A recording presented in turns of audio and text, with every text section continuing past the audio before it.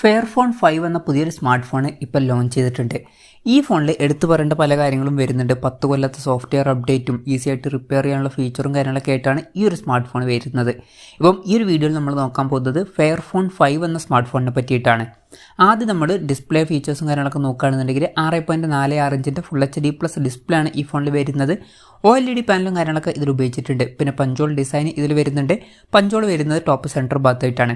ഡിസ്പ്ലേയിൽ 90 ഹെർട്സിൻ്റെ refresh റേറ്റാണ് support ചെയ്യുന്നത്.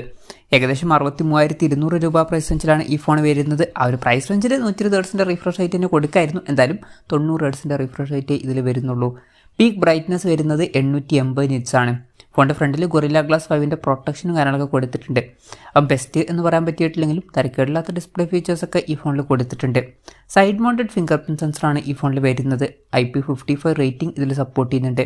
ഈ ഫോണിൻ്റെ മാറ്റ് ബ്ലാക്ക്, സ്കൈ ബ്ലൂ, അതുപോലെ തന്നെ ഒരു ട്രാൻസ്പാരൻറ്റ് എഡിഷനും ഇപ്പം ലോഞ്ച് ചെയ്തിട്ടുണ്ട്. ഇനി പ്രോസസ്സറിൻ്റെ കാര്യം പറയുകയാണെന്നുണ്ടെങ്കിൽ ക്വാൾകോമിൻ്റെ QCM64690 എന്ന പ്രോസസ്സറാണ് ഇതിൽ വരുന്നത്.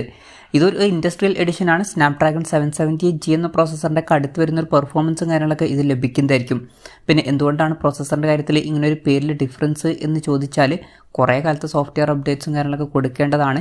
അപ്പോൾ അതിന് വേണ്ടിയിട്ടുള്ള ചേഞ്ചസൊക്കെ ഇതിൽ വരുത്തിയിട്ടുണ്ടാവേണ്ടതാണ്. പിന്നെ 63,200 രൂപ പ്രൈസ് റേഞ്ചിൽ സ്നാപ്ഡ്രാഗൺ 778G എന്ന പ്രോസസ്സറിൻ്റെ അടുത്ത് വരുന്ന പെർഫോമൻസ് എന്ന് പറയുമ്പം അത്ര മികച്ചത് എന്ന് പറയാൻ പറ്റില്ല. ആ ഒരു പ്രൈസ് റേഞ്ചിലൊക്കെ ഫ്ലാഗ്ഷിപ്പ് പ്രോസസ്സർ തന്നെ വരുന്നുണ്ട്. അപ്പോൾ പ്രോസസ്സർ അത്ര മികച്ചതൊന്നുമല്ല ഈ ഒരു പ്രൈസ് റേഞ്ചിൽ.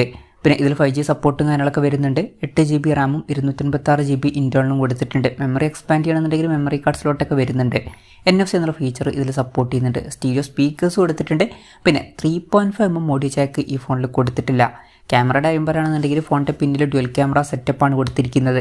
50 MP മെയിൻ ക്യാമറ സെൻസർ ഇതിൽ വരുന്നുണ്ട്. ഇത് സോണി IMX800ൻ്റെ സെൻസറാണ്. പിന്നെ രണ്ടാമത് ഒരു അൾട്രാ വൈഡ് ആംഗിൾ ലെൻസ് കൊടുത്തിട്ടുണ്ട്.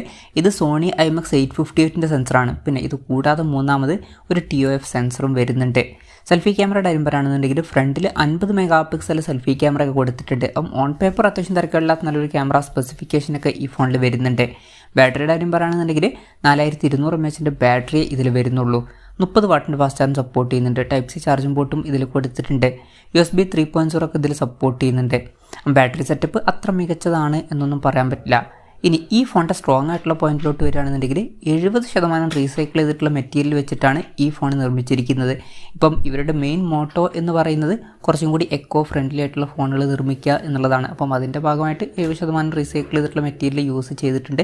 അതുപോലെ തന്നെ വർക്കേഴ്സിനൊക്കെ നല്ല രീതിയിൽ പേ ചെയ്തിട്ടാണ് ഫോൺ നിർമ്മിച്ചത് എന്നാണ് അവർ പറയുന്നത്. പിന്നെ എടുത്തവരുടെ മറ്റൊരു ഹൈലൈറ്റ് ആയിട്ടുള്ള ഫീച്ചർ എന്ന് പറയുന്നത് സോഫ്റ്റ്വെയർ ആണ്. Android 13 ബേസ് ആയിട്ടുള്ള സോഫ്റ്റ്വെയർ ആണ് വരുന്നത്. അതിൽ തന്നെ എടുത്തു വരേണ്ട കാര്യം 5 കൊല്ലത്തെ OS അപ്ഡേറ്റും കാര്യങ്ങളൊക്കെ ഈ ഫോണിൽ വരുമെന്നുള്ള കാര്യം അവർ പറഞ്ഞിട്ടുണ്ട്. അതുകൂടാതെ 10 കൊല്ലത്തെ സെക്യൂരിറ്റി അപ്ഡേറ്റ്സും കാര്യങ്ങളൊക്കെ ലഭിക്കുന്നതായിരിക്കും. ഫെയർഫോൺ പൊതുവേ സോഫ്റ്റ്വെയർ അപ്ഡേറ്റ്സ് ഒക്കെ കറക്റ്റായിട്ട് കൊടുക്കാറുണ്ട്. അപ്പം അത് എടുത്തു വരേണ്ട ഒരു കാര്യം തന്നെയാണ്. പിന്നെ എടുത്തു വരേണ്ട മറ്റൊരു കാര്യം, ഈ ഒരു ഫോൺ റിപ്പയർ ചെയ്യാനും വളരെ ഈസി ആയിരിക്കും. നമുക്ക് വീട്ടിൽ തന്നെ ഇരുന്നിട്ട് ഇത് റിപ്പയർ ചെയ്യാവുന്നതാണ്. അപ്പം ഇതൊക്കെയാണ് ഫീച്ചേഴ്സിനെ പറ്റി പറയാനുള്ള കാര്യങ്ങൾ. പിന്നെ എടുത്തു വരേണ്ട മറ്റൊരു കാര്യം എന്ന് പറയുന്നത് ഇതിൽ 5 കൊല്ലത്തെ വാറൻറ്റിയും കാര്യങ്ങളൊക്കെ ലഭിക്കുന്നതായിരിക്കും. സാധാരണ ഒരു ഫോണുകൾക്കും 5 കൊല്ലത്തെ വാറൻറ്റിയും കാര്യങ്ങളൊന്നും ലഭിക്കാറില്ല, പക്ഷേ ഈ ഫോണിൽ ലഭിക്കുന്നുണ്ട്. അപ്പം അതും എടുത്തു വരേണ്ട ഒരു കാര്യം തന്നെയാണ്. പിന്നെ ഈ ഒരു സ്മാർട്ട് ഫോൺ ഇപ്പം ഇന്ത്യൻ മാർക്കറ്റിൽ ലോഞ്ച് ചെയ്തിട്ടില്ല. ഇപ്പോൾ യൂറോപ്യൻ മാർക്കറ്റിലേക്കാണ് ഈ ഫോൺ ലോഞ്ച് ചെയ്തിരിക്കുന്നത്. യൂറോപ്യൻ മാർക്കറ്റിൽ ഈ ഫോൺ ലോഞ്ച് ചെയ്തിരിക്കുന്നത് €700 എന്ന പ്രൈസിങ്ങിലാണ്. അതായത് 63,200 രൂപ പ്രൈസ് റേഞ്ചിൽ.